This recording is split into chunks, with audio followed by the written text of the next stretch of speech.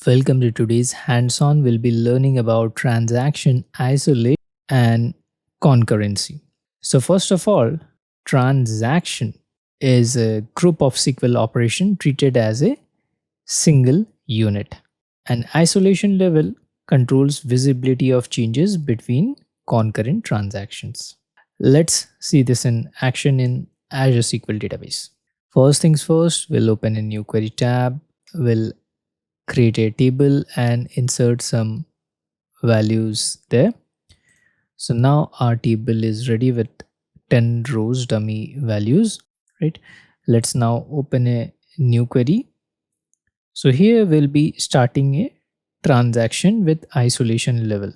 So here, if we look, the transaction, we have used a begin transaction, but we haven't committed or rollback.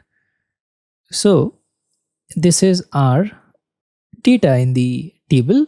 So amount is 500, right? If I update the order ID 1 amount plus 50, it should be 500 plus 50. But since we are not closing the transaction, it won't have any changes. Let's run it. I'll show you. So if you run, the query will be successful. But now let's say if I do a select star from the table name, will be our table name is orders. So let's check it out.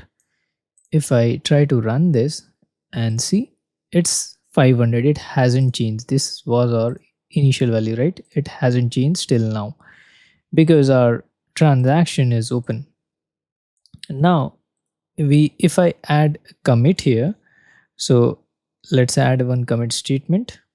So now here basically we have two options. We can either commit a transaction, which will basically add 50 to the amount.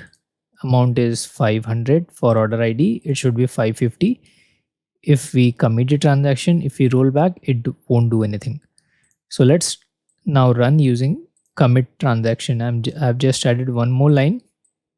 And now let's see the difference. Previously we did execute this. Nothing happened, right? It was 500 still. Now let's run this by committing the transaction. Now let's do a select asterisk.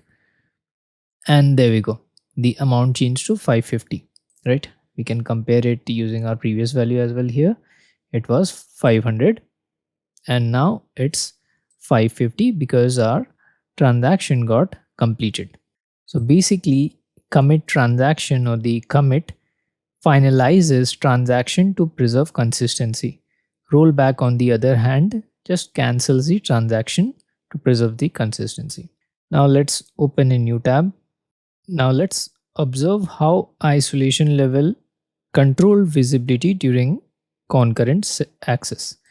If I run this here, if I now go down, the isolation level, if you look, is read committed snapshot.